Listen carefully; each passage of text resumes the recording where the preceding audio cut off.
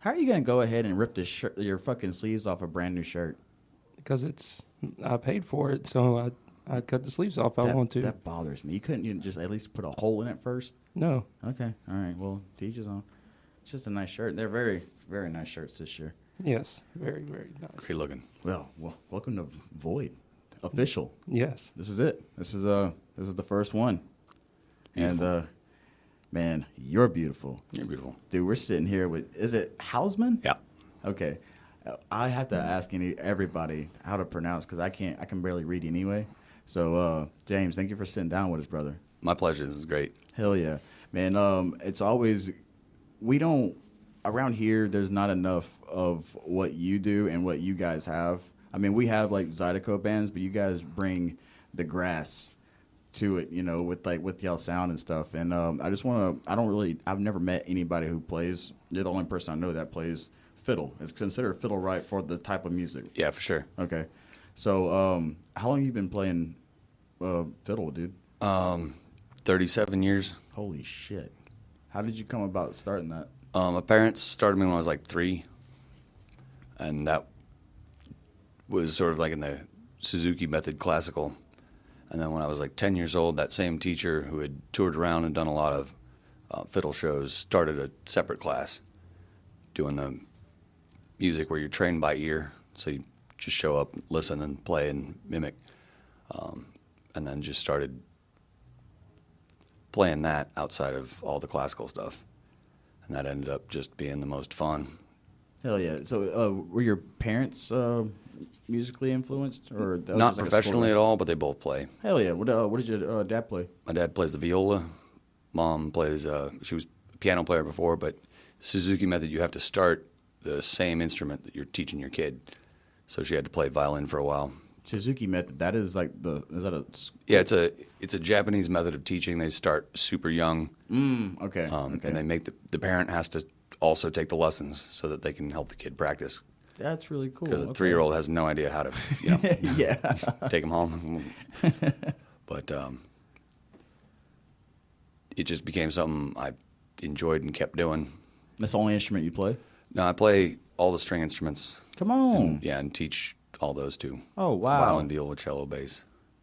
Oh, cool. I love a cello, man. Cello's a lot of fun. Yeah. You're sort of wrapped around it. You can feel everything you play. They're incredibly expensive too. Jeez. Oh yeah, I mean you can spend as much money as you want on any of the string instruments. Right, yeah. You ever what's your take on the electric ones? It depends. Like the problem is that the body of the instrument doesn't resonate. Mm-hmm. So really you're relying on electronics to get your tone. So if you have really good electronics, pedals, whatever, you can make it sound good, but otherwise it's kind of thin and I don't really enjoy it. It don't have that body. Right. Yeah. So I use a pickup on an acoustic instrument, and that allows me to kind of get that tone that I like. Hell yeah. So you've been playing, you teach music out of New Orleans? Yep. Ended up going to Loyola for music education. Did not intend on teaching, like at all. Came down here and auditioned on like violin and bass for performance, and then that turned out to be a really good move. Got a job immediately, and that allows me to just play music and be involved with music all the time. Are you surrounded with like all ages or just? I teach right now. I'm doing 2nd through 5th grade. That's awesome, which is, man. I never like intended on doing that, but it turned out to be a lot of fun, and kids are having a good time, and awesome. They keep asking me to continue doing it. So with like the neck of a violin or a fiddle, there's no frets, right? It's just like a stand-up bass. There's no frets on it either. So everything relies on your ear and like instant adjustment. Mm-hmm. So you're going to be, whatever you do, it's going to be super close to what you intend, but you listen and very quickly kind of make it right, if that makes sense. Because you don't have an exact place to aim. It's not like a fretted instrument where no matter, if you put your finger on that fret, it's going to make that same tone. On the violin, you aim for that spot that is there, and your muscles sort of remember it. Yeah. But you're always constantly adjusting You guys are fucking wizards, man. Even like guitar players, I still can't wrap my mind around just like chord progressions and all that shit. Like, nah, I don't get it, man. Now, drums, I can conceptualize that, or even like singing, but like any strings, dude, it's beyond me. I feel like It's all just built on, structures, like how you organize it in order of, yeah. up and down, and where things are, where they go. But ultimately, it should just sound good. Yeah. I mean, that's all I really know. Hell yeah, man. Been doing this a long time, but that's the only thing. Sound is what music feels like. Yeah, I like that too. Yeah.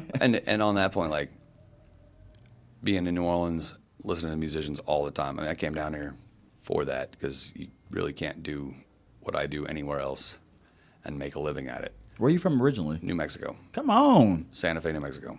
Cool. That's what's up. Well, it's a different type of heat here. Yeah. Yeah, I mean, This is nasty. yeah. Well, where I'm from is kind of up in the mountains, so you're Oh, like okay, 7,000 okay. feet. So Oh, you that's get better. you get all the things: hot, Oh. cold, snow, heat, wind. But yeah, getting used to like warm rain was definitely like what Learning is going. experience. Well, because you're in the desert, so like when it rains out there, it's a celebration. Like no one owns umbrellas; you just get wet and enjoy it. Oh, because like people with the houses, like it's like I have some family in West Texas, and they have like the yards with no grass, and they just decorate it with rocks. Yep. Because Yeah. you don't have water to do anything. Like, I think during the drought season, I think they're only able to like water their grass for like an hour in the morning and the hour in the evening, just to conserve water and shit. Yeah. That's how it was when I lived in El Paso. You can only water your grass certain times. That would suck, man. Even like the dust storms too. I mean, that's not as common because it's rocky and Yeah, hills yeah. and mountains and stuff. But no, not really dust storms. Santa Fe, that's more north, right? Yeah, You said. northern New Mexico. So how far is that from like the Colorado border? About 2.5 hours. Yeah, hell yeah. Oh, that ain't far at No, all. no, not at all. So Yeah, we used to go that way to the through the Continental Divide. Yep. Is that it? Yep. Yeah. That And it's whole area is- beautiful. it's It's gorgeous. scenic and it's incredible. It's the best. That was our favorite way because Papa always said like, you want to take the scenic route or you want to hurry up and get there. I'm like, no, let's ride this thing out, man. I mean, that whole area is just like being in a painting. Yeah. All the time. It's unreal. Like a lot of my lady and I, we had not recently. This is about 5 years ago. We went to Colorado and like, hey, let's go during the winter. I'm like, why would you want to do that? You can't see shit. It just it's just snow everywhere. What? No, I prefer to go like during the spring or summer just because you can see the entire landscape. It's gorgeous. Yeah, it's unreal, completely. And also unreal. like just driving up those mountain roads when it's icy, snowing. Yeah. It's terrifying. yeah, fucking switchbacks like a motherfucker, dude. Yeah. It's just- there's nothing fun about that. Hell no, man. So how did y'all make it down with the recent hurricane down in New Orleans? We made out pretty good. Good. Lost Awesome. power for a bit, but other than that, nothing Good. nothing doing. That's what's up. Yeah, I was in Amelia on the vessel. We're at shipyard right now, and we were out of the water, and the walkway. And it's like I don't know, it's maybe like 30 feet metal walkway, and then we had a gangway out. It pushed that over, and then bent the handrails on our boat. But that was like the main thing. Homa had a bunch of trees down. Yeah. Yeah. I will say, like, moving down here and seeing that, because we don't get weather like that where I'm from. So it is kind of fun to see big weather that isn't quite destructive enough to actually ruin everybody's life and day. Yeah. To actually see how the clouds and wind move so fast. Was that we were talking yesterday about the hurricane that's on the Atlantic coast, and like finally they get to see what it's like. That's been crazy. Yeah, it went far up in the Carolinas. Yeah. I had a lot of friends and family in Nashville, and it's kind of rough to watch them have to deal with that. Well, they mostly have like a lot of flooding too. Right. Yeah. And it just dumped on them and Yeah. It kind of ruined sucks. everything. That sucks. A lot of people that I know up there moved there after Katrina to avoid ever having that happen. So it's just Well, that was like a lot of people Well, from that's Rita terrible. Katrina. A little heartbreaking. Yeah, It's yeah. like, man, you just can't win. Well, I think about that too, because like one of my buddies I work with, he's originally from New Orleans, and after Rita and Katrina happened, he moved to Houston. And I'm like, Uh-oh. and he's still getting bombarded with fucking weather and shit. I'm like, man, just go north, dude. Just get out of here. Was it Harvey or something? Like the last really big one that hit Houston. Yeah. Is that They, the one where Greg Oldstein locked the doors of the church or whatever? Yeah, it was Yeah. that one. And they also didn't evacuate because they were afraid of too many people on the road. My goodness. So they just let everybody stay and get flooded. Yeah, the last bad one that really affected me was Hurricane Laura a few years ago, because it just like mainline just straight West Louisiana and went up, and it just all the forests are still they're gonna be fucked up for the next like 75 years, just trees just everywhere, and like it's bad for like we can't go squirrel hunting in a lot of places just because like the hardwoods are all fucked up from that one, and it sucks, but what can you do about it, I don't know. Go squirrel hunting. So how long have you been playing for in HollyRock? I was just actually looking at it because I couldn't quite. I think it was about 2021. I think the first show I played with them got called, and we played at DBA. 2021. That was like right in the middle of the pandemic, sort of like right when things were opening up. And I was just thinking about it, and I remember that it was one of the most fun shows I'd played in ages. And then the next day, I tested positive for COVID and had to call everybody and tell them, like, hey, yeah, that was great. Thank you so much for inviting me, but I think you need to go make sure you're healthy. Well, you got invited back, so Yeah, no, yeah, exactly. That would be my biggest worry. Everybody was fine. Fuck yeah, man. So like with the Tanglers though, like how well do y'all get on with like just like the whole process and stuff, man? Like That band's a lot of fun. It's just people who really enjoy playing that style of y'all music. just jam, man. Yeah, and I've been with them for, I don't know, 8 years or something. Hell yeah. One of my good friends, Harry Harden, was the original fiddle player for that. And kind of like passed the torch. And those guys, they're great. Really enjoy just working things out with them. We do the whole Talking Grass project, which is all talking heads. Okay. Which just started out as a sort of silly idea to do it once. And then people keep calling and booking it, which Fuck yeah, is man. fun and makes me laugh. So like aside from the Tanglers and HollyRock, you jam with like you openly jam, or that's so like you're just too. Those are the ones that big? like I'm mainly doing right now. Okay. Used to play with Dave Jordan a lot. I've had projects for a long time. Do a lot of sort of freelance wedding stuff, sort of on the violin side. But the Tanglers and HollyRock are really where I sort of focus the Hell yeah. performance energy. When was the last time you played a wedding? A couple weeks ago. Come on. Yeah, Well, whenever I eventually get married, I may hire you. Absolutely. That sounds beautiful. I will absolutely do it. I'd fucking cry. I want to cry right now, man. So what type of like music do you play at the weddings? It depends on what they want. I mean, sometimes it's just straight classical, sort of very traditional, but sometimes people want very specific things. Somebody went like psychedelic furs at one point. You know what I'm saying? Like it can go any different direction, but that's also like a lot of fun to kind of arrange that and sort of make people's day playing something that they really enjoy and that's special. I kind of prefer that over just playing typical wedding. I always like wished, man, that if I guess it's just me just being lazy and not doing it, but like to me, one of the most appealing sounds is like piano, violin, and then like I forgot which type of flute it was, but it's just like it's like the most natural, beautiful fucking sound I ever heard, and I love a violin so fucking much, dude. Yeah, and like it's if it sounds good and makes you feel good to listen to, I mean that's why you keep listening. That's right, man. It's just because I remember that one of the last times you and I hung out, we went into the warehouse, and you were just playing in the pitch black, and it was like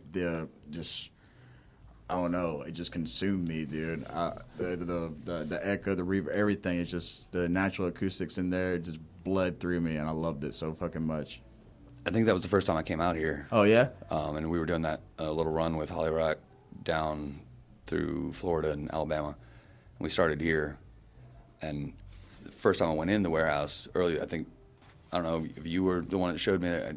I was like, I want to come play here by myself. Hell yeah, yeah. I was like, I'm coming with you, man. Yeah, and then we just, hung out all night. And then I think it was like 2, 3 in the morning. I had a video, but it was just black. Yeah, it's pitch black. It was black, but I had a video, and it was just you jamming and shit. But then, that was like the phone I lost in New Orleans. Dun, dun, dun. Dun, dun, dun. First phone ever lost it. No.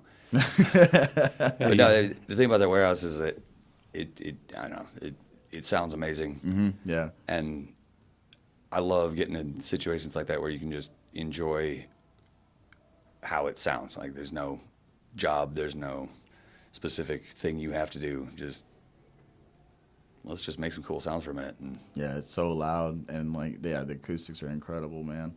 And just like, it's like the opposite for when you go into the hardwood. It's just dead. It's like clean. It's super clean. I really like playing in the hardwood. Yeah. So those baseboards, they gotta be. That's like the thick.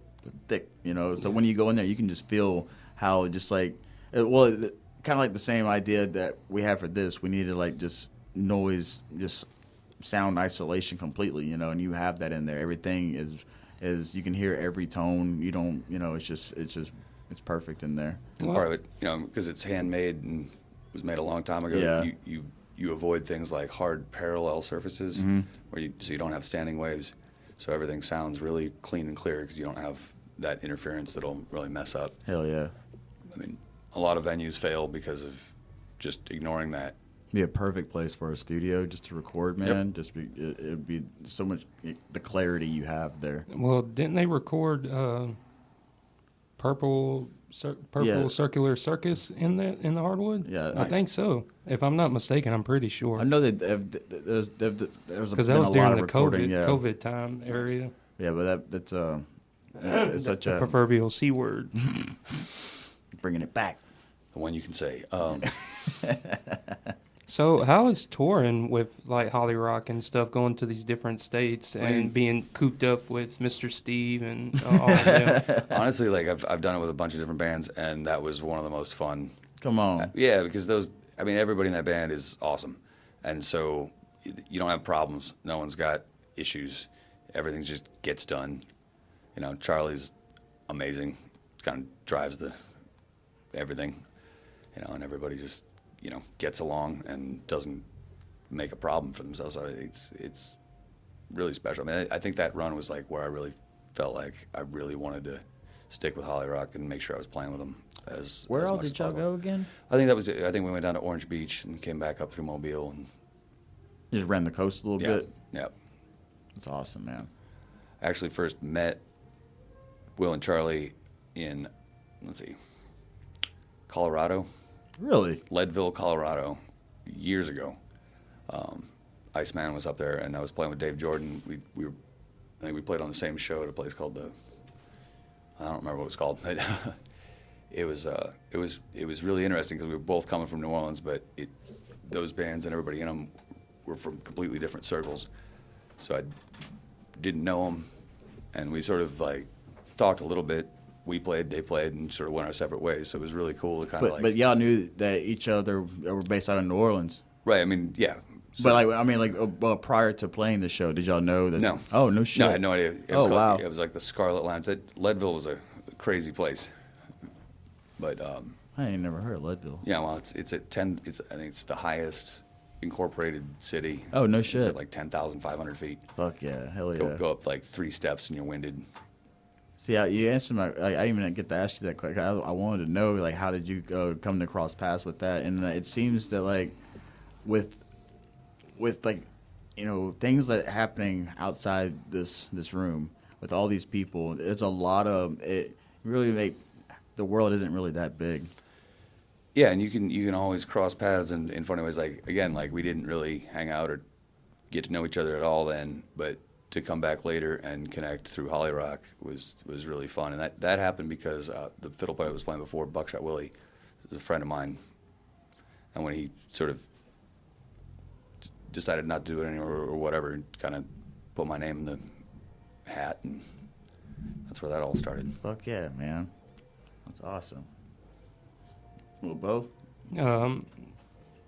Do y'all have any upcoming things with HollyRock coming soon, or you have Or anything? the Tanglers. With HollyRock, we recorded an album, got the grant from the Threadheads, went out to Dockside Studios and just banged it out in like 2 days. Come on. Yeah, it was great. Hell yeah.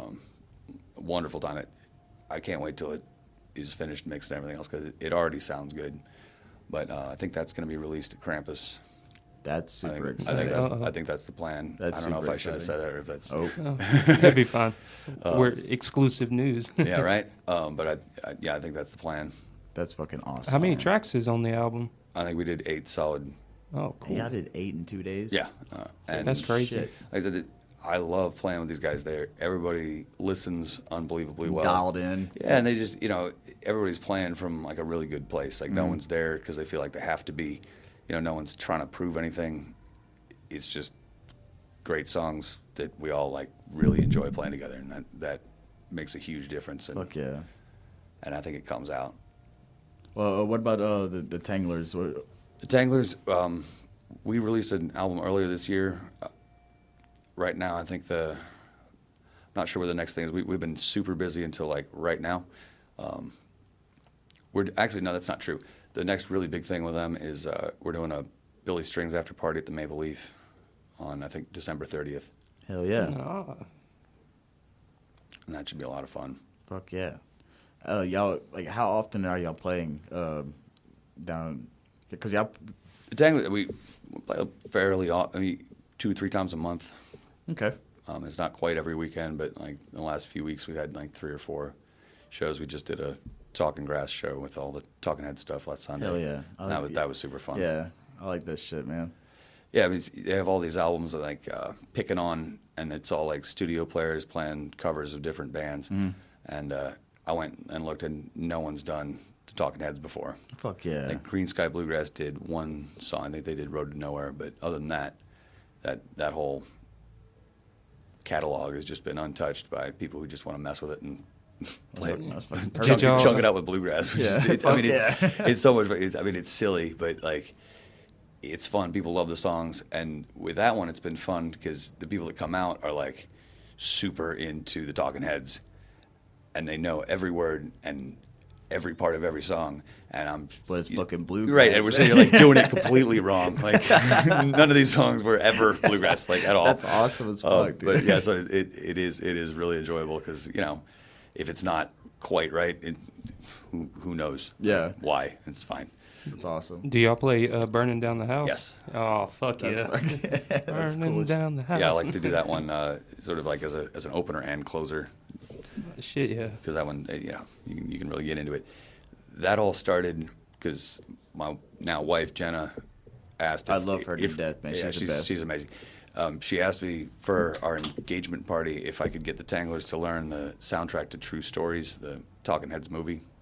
And if you've never seen that movie, check it out. It's unbelievably I weird. didn't know there was a movie. It's called True Stories, David Byrne, and it's this sort of like fake documentary about a small Texas town, and it starts out fairly normal, but by the end it is one of the weirdest things. You got like pop stables doing voodoo rituals Fuck so yeah. that John Goodman can get laid. Like everything about it is is So amazing. John Goodman? Yeah, John Yeah. Goodman is like, you got a young John Goodman in there, and he's just a Wow. dude looking for love, working for Texas Instruments, like everything about it. You've sold me. yeah. But anyway, so it's all of that soundtrack is all these like incredibly deep cut Talking Heads things. They're not burning down the house. It's songs people have never heard. So we started with that, and then sort of went from there and added all the ones that people actually know. But the project's been a lot of fun to just That's awesome. mess with. Yeah. And then that's at the Maple Leaf on December? No, we're not doing that at the Maple. We're just doing the Tanglers. So that could include some of that, but we kind of like try and keep those things separate. Like we'll do a cover show. Like we've got a Dead set, and we've got a Pink Floyd set, but if we're going to do that, kind of like bill it that way, so people come in and know that. Otherwise, we'll do like the original things that we do and more traditional bluegrass things. It's very inspiring to see that you have so many different projects that you work on and you perfect, and because usually some work on one avenue, and you're got 3 different projects all in one swing. I mean, that's part of the reason I live here and because this area, New Orleans, Louisiana in general, there's so much to do. Yeah. And, you know, you're never going to sort of get stuck somewhere, if that makes sense. Like, everywhere else, it is very linear like that. Like, you'll say, no, this is my thing. Whereas in Louisiana, if you come up to almost anybody at any show with your instrument and be like, hey, can I sit in? The answer 99% of the time is yeah. Yeah.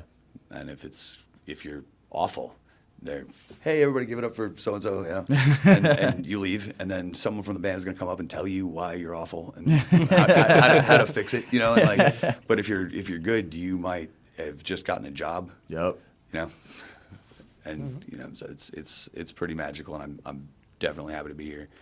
And as far as like the fiddle goes, it is really special to be playing out here because the Cajun tradition and all that is unbelievably amazing, and no one does it quite like that. So to sort of get to be a part of that in any way is just a real treasure. That's beautiful, man. That's awesome. Well, dude, I just always great to see you, dude, and thank you for coming through for us to kick us off with the no problem at all, man. Yeah, and again, we'll hope to see you every time you come through. I mean, I'll be here, and we'll fucking shoot it up. And we'll definitely be drinking a beer with you later. Yes, sir. And I'll be definitely back for a gumbo cook-off. I think I will be here for the gumbo cook-off, but I just won't be here for Christmas. I think I'm home right at the beginning. At least you get some of December. Well, next year I'll get Christmas. This year I get Thanksgiving and Void. So, I mean, most people don't get either. That's pretty. You haven't came to a Krampus in like 2 years. I know. I've been. My dick's been in the ocean, dude. I mean, the worst places for it to be. I Yeah, guess. yeah. Valid. James, thank you so much, brother. Oh, thank you. Oh, real quick though, can you give us a little tidbit of words of wisdom you have? Words of wisdom. Music should sound good. It should feel good. And everybody should have that as part of their life. I don't know. I fuck with that. That's all I really can say. Well, dude, thank you so much, man. Thank you so much. Appreciate it, dude. Love you. Love you too.